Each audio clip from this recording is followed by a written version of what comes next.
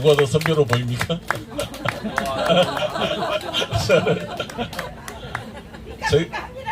제가 4학년 때 우리 1학년으로 들어온 파릇파릇한 신입생이었습니다.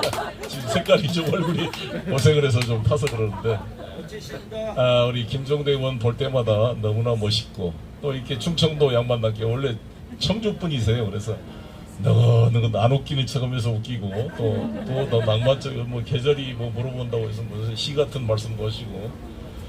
자, 그런데 이렇게 어려울수록 또 김종대 의원님의 이런 날카로운 시각이 우리가 이 상황을 이해하는 데 큰 도움이 되는 것 같습니다. 아시다시피 지금 지난 7일인가요? 이 하마스의 정말 전례 없는 이스라엘 지역에 대한 그런 공격, 육군과 지상, 지하로 뭐 아무튼 예상치 못한 엄청난 공격, 5,000발이 넘는 로켓탄을 쏘아서 수많은 1,000명이 넘는 이스라엘 그 민간인들이 사망하는 그런 잔인한 용납될 수 없는 범죄 행위가 벌어졌습니다. 근데 이게 사실 이것만이 아니라 그에 대한 반격으로도 3,000명이 넘는 지금 팔레스타인인들이 사망했습니다. 또 가자 지구의 병원이 폭발해서 500명이 사망했다는데 이를 해결하기 위해서 바이든 대통령이 긴급 다녀왔습니다만, 그나마 바이든 대통령이 이집트 쪽에서 가자 지구로 들어간 인도적 지원 통로를 확보한 것은 그나마 다행스러운 일이라고 보는데, 여러 가지 아무튼 상황이 복잡해지고 있는 상황에 또 윤석열 대통령께서 21일 날 사우디 카타르를 방문한다고 이렇게 되어 있습니다. 우리 대한민국 관점에서 어떻게 이 사태를 분석해야 될 것인지, 제가 우리 김종대 의원님이 여러 가지 이분 동안 많은 유튜브 방송에서 많이 알고 계실 거니까 제가 꼭 한번 질문 한번 해보겠는데, 이런 점이 있는 것 같아요.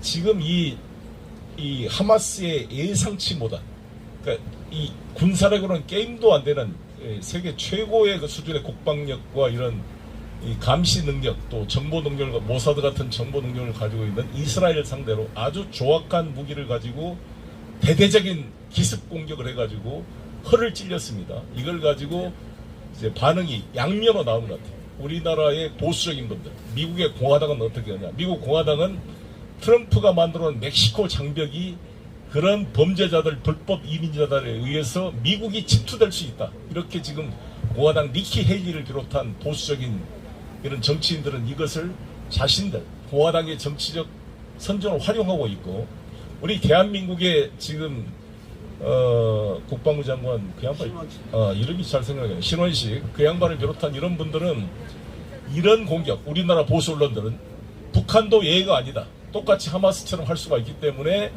국방력을 더 강화시켜야 된다. 특히 신원식 장관은 9.19 군사합의까지 폐지시켜서 북한의 장사정포의 그 기습 공격이, 하마스가 이스라엘에 로켓탄 쏘듯이 기습 공격을 할 수 있기 때문에 이에 정찰 능력 강화를 위해서 이런 정찰 비행을 금지시키고 있는 9.19 군사합의를 효력을 정지시키는 것이 이런 조기 경보에 도움이 된다, 이런 식의 논리를 펴고 있고, 또 반대 좀 진보적 시각은 어떻게 아무리 하더라도 아이언돔이 있다 할지라도 날아오는 이런 로켓을 요격한다는 것은 한두 발이면 모르지만은 5,000발을 쏘게 되면 어떻게 5,000발을 다 요격을 하겠습니까? 아무리 아이언돔이라 할지라도 중과부적이고, 우리가 이제 군사적으로 디코이라 그러는데 가짜 탄을 쏘게 되면 그거를 요격하느라고 진짜 탄을 놓칠 수가 있거든요. 이런 식으로 하게 되면 불가능하고, 특히 북한 같은 경우는 로켓탄도 아니고 장사정포인데, 장사정포가 한 40km 우리 수도권에 거러지가 있는데 쏘면은 여기 도달하는 게 약 2분이면 도달합니다. 2분 동안에 어떻게 요격을 하겠어요? 포탄을, 로켓탄도 아니고. 그리고 이게 1시간에 한 19,000발? 15,000발에서 19,000발이 쏟아져 나오게 돼 있는데, 이것을 막는 것은 2차에서 우리가 보복 타격을 할 수 있을지 모르겠지만 1차 공격을 막는 것은 사실상 불가능한 일이기 때문에 군사적인 방어 체계로 적의 군사적인 것을 완벽하게 막을 수 있다는 것은 어느 쪽이든 사실 쉽지 않는 일이다.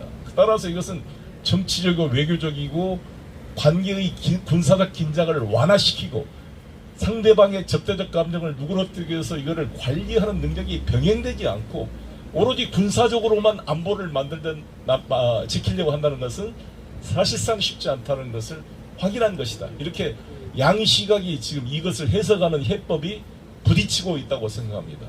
이에 대해서 최근에 신원식 장관이 9.19 군사 합의를 정지시키자는 것은 상당히 우려를 낳게 하고 있는데, 우리 김종대 우리 교수님이라 그래야죠.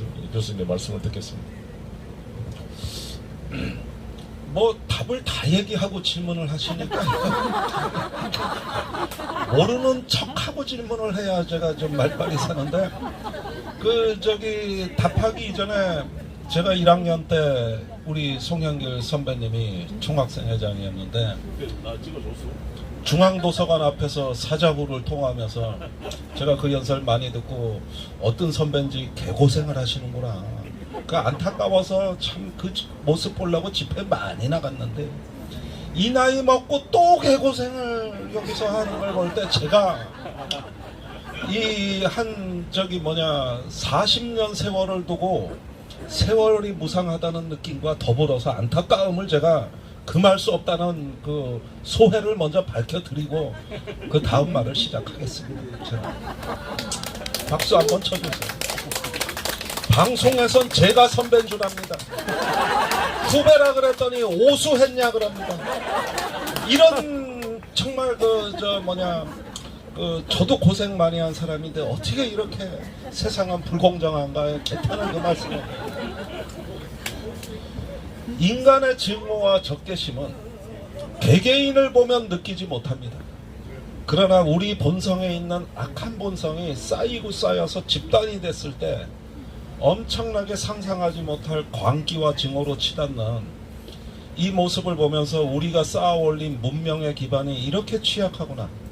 작년 2월 24일 날 우크라이나 전쟁이 일어나고 키이우 북부에서 벌어진 그 참혹한 영상을 보고 우리가 충격을 느끼던 게 불과 1년 반 전인데, 지금의 가자 지구에서 벌어지는 일은 그때보다 더 압축적이고 치명적이고 하니까 이 초현실적인 상황 앞에서 어떤 군사 평론가건 정치학자건 할 말을 잃는다는 게 너무나 안타깝습니다.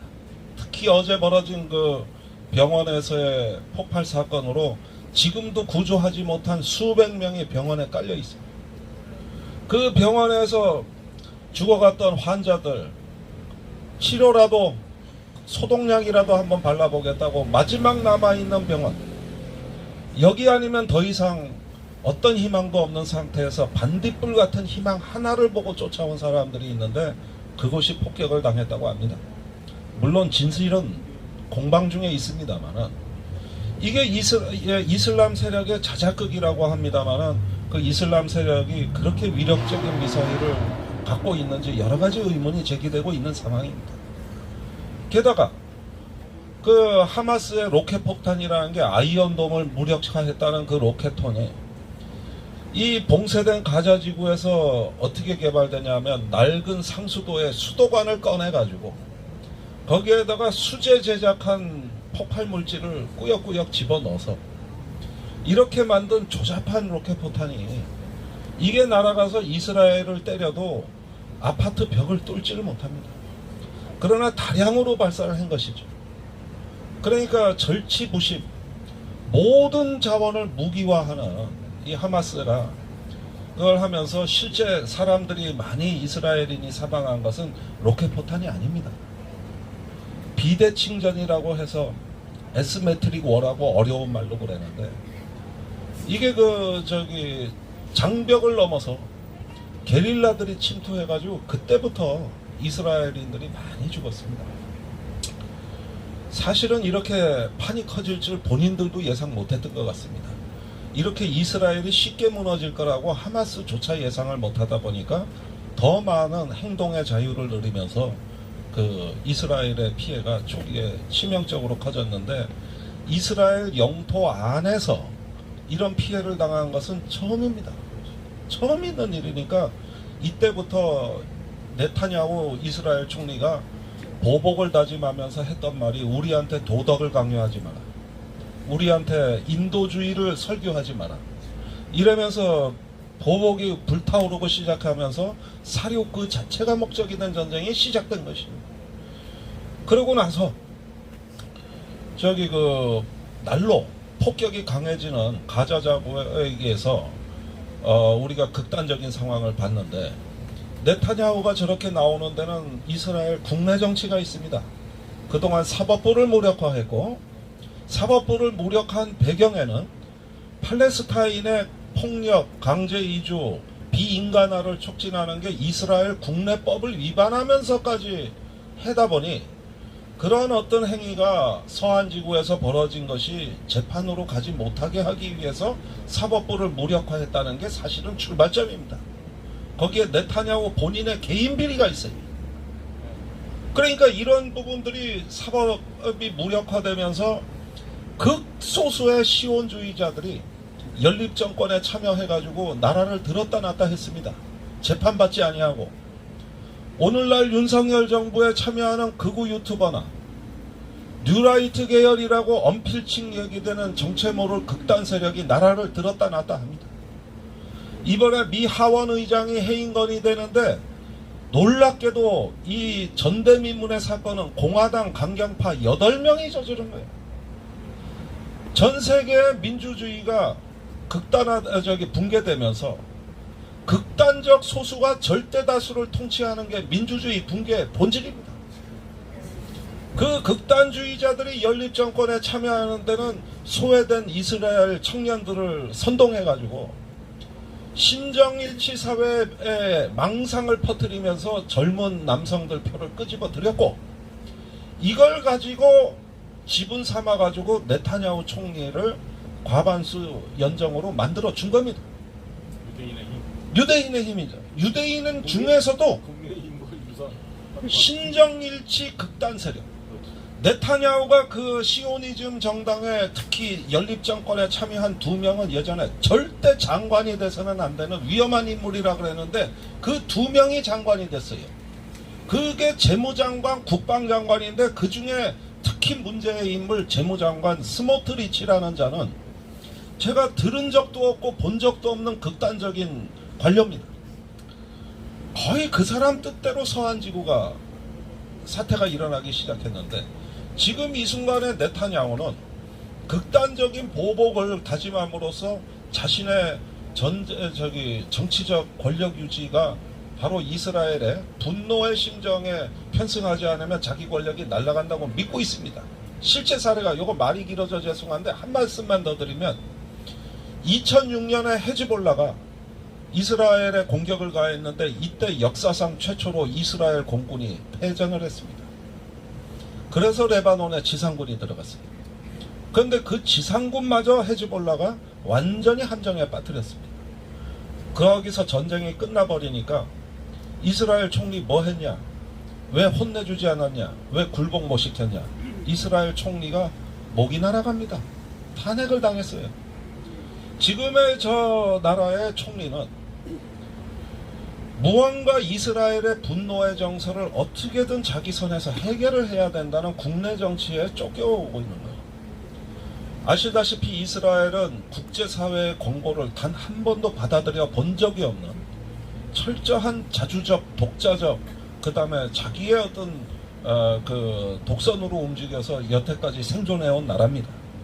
그러니까 여기서 제가 이스라엘을 꼭 욕하고 팔레스타인을 편들려는 의도가 아니라, 다행히 바이든 대통령이 쫓아가서 긴급히 설득해 그 광기를 일단은 진정을 시키고, 이제는 휴전의 가능성, 난민 봉쇄에 대해서 완화시킬 가능성, 인도주의적 지원을 할 수 있는 쪽문 하나가 열렸습니다.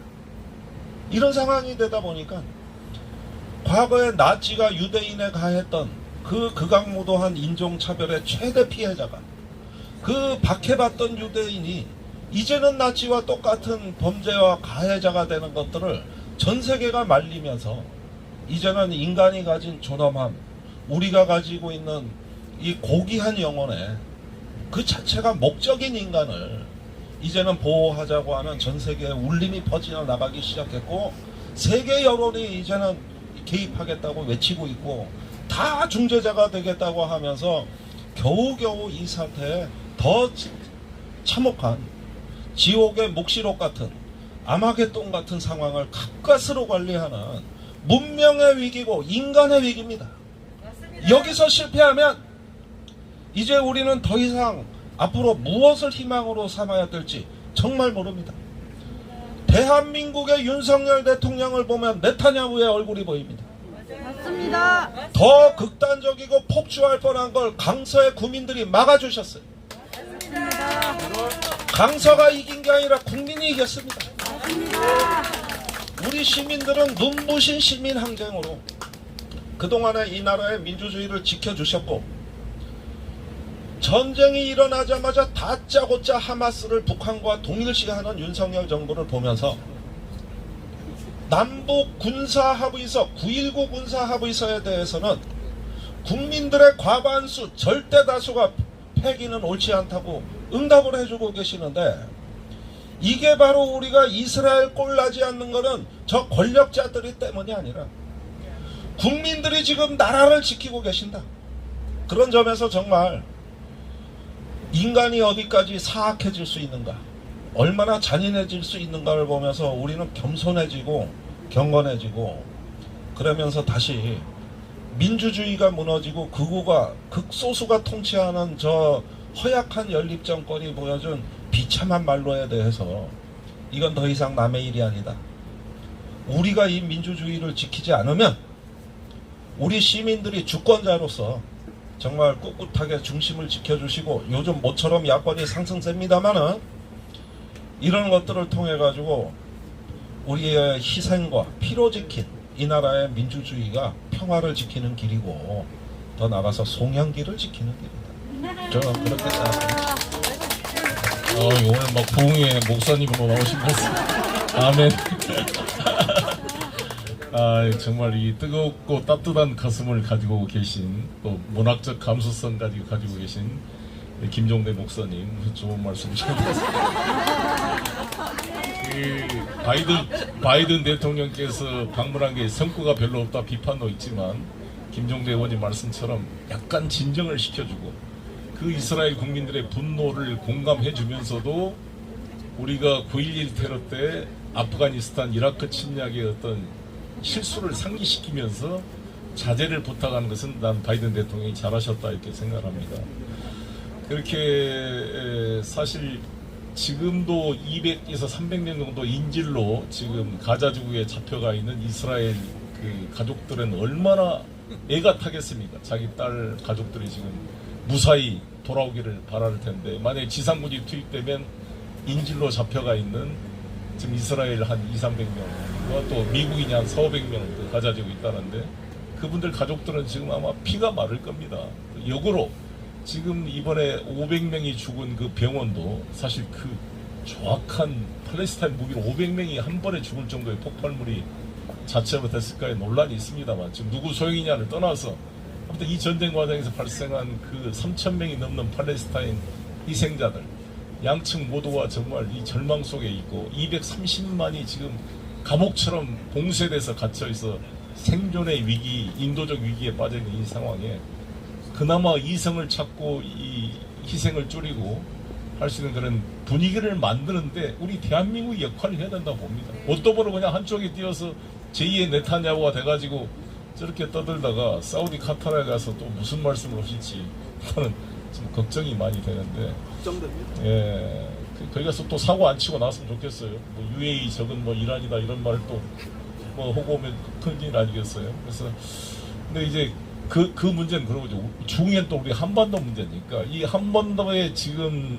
NLL 상황, 우리 DMZ 상황이 우리 한반도의 어떤 전쟁을 막는 수많은 완충지대가 되고 있고, 사실 우크라이나 전쟁이 이제 진행되고 있습니다만 우리 한국의 이 휴전협정을 벤치마킹하고 있습니다. 지금 이거를 제가 파리에 있을 때도 제가 우크라이나 전쟁과 한국 전쟁을 비교해서 많이 지금 강의를 했는데, 많은 분들이 이제 그걸 유럽 학자들이 주목을 하고 있는데, 최근 신원식 장관의 그런 위험한 발언에 대해서 다시 한번 우리 김종대 교수께서 한번 어떤 의미가 있는지 이 9.19 합의가 설명 좀 부탁합니다.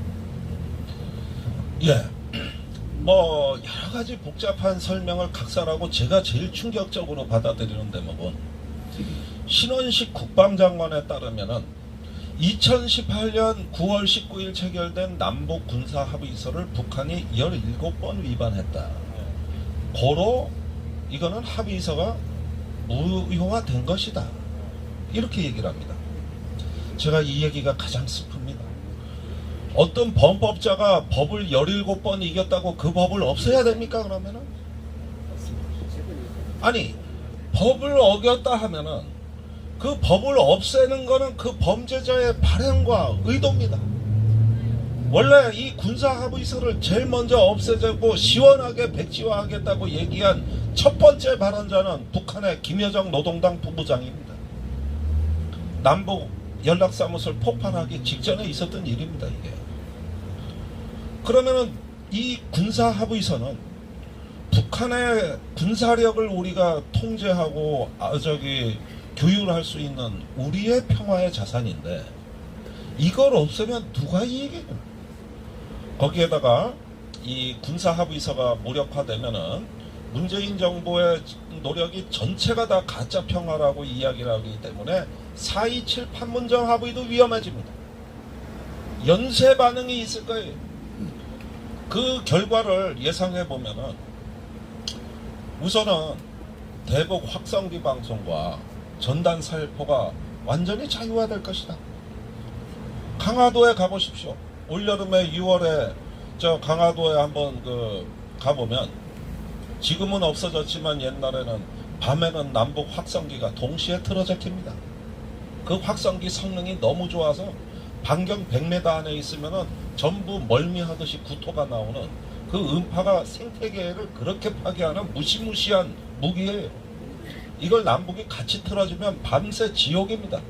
처음 간 사람 적응 못합니다. 대북전단 때문에 남북 간에 총격전이 벌어진 게 3차례입니다. 200만 접경 주민이 있고 수도권에 2,300만 국민이 있어요. 겨우겨우 진정시켜놨고 보수 정권 때도 대북전단은 금지했었습니다. 그랬는데 이거 다 위헌이라 그러고 이제 다 자유화되고 확성기 방송 재개되고 더 중요한 게 있습니다. NLL의 남북군사합의서는 훈련 금지구역 평화수역을 선포해놨습니다. 그런데 이게 무력화되면 북한포가 일제히 개문이 될 것이고 갱도 밖으로 튀어나오고 거기서 해상훈련이 진행이 되면은 이제는 군사적 긴장이 고조돼서 우리 백령도 연평도의 주민들이 조업구역과 조업시간이 대폭 단축되는 거예요. 올해 꽃게가 풍년이에요. 지금 수산물 시장 가시면 꽃게가 지천을 했어요. 싼 값에 드실 수 있습니다. 꽃게가 많이 와서도 그러지만 어민들의 조업이 자유로워졌기 때문에 대풍이 되는 겁니다. 그러니까 이게 접경지역의 안정과 우리 국민의 생명을 보호하고 이러는 어떤 그 하나의 살아있는 협정, 아직까지 작동하는 협정, 정전협정 외에 남북의 군사력을 통제하는 딱 하나뿐인 협정. 요 합의서가 무력화되는데 경각의 위기에 처했는데 이게 얼마나 심각한지 국민들이 몰라요. 그 다음에 접경지역에 전선에 드론을 띄울 거예요. 그 북한의 육안에 다 보여요. 어느 순간 드론을 북한은 뭐 우리만 갖고 있답니까? 북한은 드론 없대요. 작년 12월에 무슨 일이 일어났죠? 5대가 나와가지고 강화도로 쪽으로 4대 가고 한 대가 럭비 선수 쿼터백 하듯이 한 대가 쏜살같이 용산으로 들어왔어요. 그 용산에 지나가던 시간이 11시 30분이에요. 그 시간에 윤 대통령 뭐 하고 있었습니까? 파양된 그 안내견 개 데리고 용산에 들어와서 사진 찍고 있어. 수석보좌관에 의해 개 데리고 개 사진 찍고 있었어요. 그 시간이 그 시간이에요. 그 시간입니다. 개하고 사진 찍는 그 시간에 들어왔는데 몰랐어요. 나중에 항적을 분석해 보니까 지 머리 위로 왔다 갔다는 거예요. 북한은 드론 없습니까? 안 보냅니까? 그러니까 그걸 위반 사례로 봅니다만 이렇게 되면은 우리도 띄우고 저쪽도 띄우고 총격전 벌어지고 매일매일 걱정입니다. 낮에는 드론 전단, 밤에는 확성기가 이 군사 합의서는 우리한테 평화 배당금을 준 명확한 이익이 있고 우리한테 분명하게 안전에 기여하는 살아있는 협정, 정전협정의 마지막 하나 남아있는 건데 요거를 무력화시키게 되면 문재인 정부 이전으로 돌아간다. 그게 분명한 사실이다. 그걸 잘 아시고 여기에 하마스하고 북한을 동일시하면서 그 군사합의서 무력화 논리까지 치닫는 데는 저는 그 기발한 상상력에는 혀를 내두를 수밖에 없다. 어쩌면 망상과 궤변이 그렇게 이어지냐 이거죠. 이게 바로 팔레스타인의 이스라엘의 위기가 대한민국의 위기가 될 수 있는 연결고리를 제시하는 이 정권에게서 문명의 위기를 본다. 윤 대통령의 뒤편에 네타냐후 얼굴이 어른거린다. 이 말씀을 드리고 아마도 다음 주부터 다음 달까지 이 문제가 전국의 태풍으로 등장하게 될 것입니다. 그때 우리가 또 한 번 이 이야기를 심층적으로 한번 다시 바라볼 수 있는 시간을. 근데 농성을 언제까지? 그렇습니까? 한번 더 오시고. 예, 알겠습니다. 우리 김종대 우리 교수님은 너무나 항상 깊은 시각과 또 재밌는 풍부한 감성으로 설명을 해주셔서 잘 이해가 되는 것 같습니다. 사실 9.19 군사 합의 덕에 윤석열 대통령이 문재인 정부 5년을 가짜 평화로 매도를 하는데 사실 그 5년 동안 군사적 도발이나 한 번 본 적이 한 번도 없었습니다. 그렇지 않습니까? 이제 단지 윤석열 대통령이나 보수적인 분들이 가짜 평화라고 말하는 이유는 핵 개발 때문에 그런 건데 그 핵 개발은 사실 문재인 정부와 어떤 개별 정부의 문제가 아닙니다. 그것은 북한과 미국 그리고 이 둘러싼 전체적인 오랜 이 북미 관계가 정상화되고 있지 않는 이러한 이 복합적 상황이 존재하는 것이거든요. 그러니까 이 핵 문제는 사실 어제 오늘의 문제가 아니었습니다. 우리 박정희 대통령도 우리가 핵을 개발하려고 했던 거 아닙니까? 왜 주한미군이 철수하려 그러니까. 그럼 소련과 중국이 서로 싸우고 북한은 자기가 존속을 해야 되는 그게 주체 사상을 만든 겁니다. 중국 소련을 의존하지 않으려고. 그렇지 않겠습니까? 그리고 71년도에 닉슨이 키신저가 중국을 방문하고 72년도에 닉슨이 중국을 방문해서 자신의 적이었던 미제, 북한의 입장에서는 미제국주의자가 자신의 동지인 중국과 손을 잡아버렸을 때 느끼는 북한의 당혹감. 우리 역시 박정희 대통령 입장에서는 우리의 우방인 미국이 우리의 6.25 때 적이었던 중국과 손을 잡아버리는 당혹감. 양측이 모두 북한, 우리 남한 양쪽이 미중 국교 수료 닉슨과 모 대통령이 약속한 걸 보고 서로 충격을 받은 겁니다. 그래서 독자적으로 핵 개발을 하고 박정희 대통령도 자주국방을 외쳤던 거예요. 이런 게 다 복합되어 있는 문제인데 이 군대도 안 갔다 오고 군대를 공부도 안 하고 있는 이 윤석열 이 양반이 전혀 뭘 모르는 양반이 그냥 자기 뇌피셜로 이렇게 함부로 말할 문제가 아니라고 봅니다. 이게 이 평화가 얼마나 소중한 겁니까? 제가 요즘에 발목을 아시다시피 지난 대선 때 이게 인대가 끊어지고 또 다쳐서 지금 이게 수술을 2번이나 했는데 지금도 도수 치료를 받고 어제도 제가 영등포 병원에 도수 치료를 받았는데 무지하게 아프더라고요. 한번 굳은 게. 그래서 이걸 아프면서 제가 어떤 생각을 했냐면 지금 가자지구가 생각이 나는 거죠. 이 폭격으로 다리가 날아간다든지 이런 상처받은 수많은 우리 아이들, 여성들 그 사람들의 그 아픔이 이렇게 전달되는 느낌이 들어요. 내가 이 도수 치료하는데도 이렇게 발목이 아픈데 전쟁이 난다는 것은 얼마나 잔인한 일인가. 서로 죽고 죽이고 사지가 찢어지고 폭탄이 터지고 정말 우리 가정이 저녁 먹고 있는데 갑자기 로켓 폭탄이 터지는 이러한 현실을 왜 안간힘을 써서 만들려고 뇌피셜로 난리를 칩니까? 우리 신원식 장관님, 우리 윤석열 대통령이. 아니 그동안 문재인 정부 때 얼마나 튼튼한 세계 6대 군사력으로 SLBM도 개발하고 현무 1, 2, 3, 4에 우리가 이 미사일 중량 500kg, 사거리 800km 제한도 없애고 고체 연료 사용도 우리가 허용을 미국으로부터 받아서 이동식 발사가 가능해지고 우리가 누리호 발사 성공으로 ICBM 개발이 가능할 정도의 강력한 군사 대국을 만든 게 문재인 정부 때 만들어진 겁니다. 왜 그렇게 난리를 치세요? 그 부동시로 군대도 안 갔다 온 분이 왜 이렇게 갑자기 국가 안보가 중요해졌습니까? 그때 군대 안 갈 때는 그렇게 왜 도망 다녔어요, 그렇게? 답답한 일이 안보실 1차장도 안 갔다 왔어요. 그 아무래도 이 대통령실 안보 라인의 병역 실태를 요약해드리겠습니다. 대통령 부동시로 안 갔습니다. 이 정부의 실세, 김태효 안보실 1차장 근시로 안 갔다. 보충역이에요. 보충역 편이에요. 그러니까 현역을 안 갔다 왔다는 얘기예요. 김대기 비서실장 6개월 방위로 갔다 왔어요. 그 다음에 지금은 나갔지만은 김성한 안보실장은 석사장교. 석사장교는 알다시피 특권증 병역제도입니다. 입대일이 저녁일이에요. 군대 하루 가는 겁니다. 하루. 예. 그 전두환 아들 때문에 만든 거 아니오?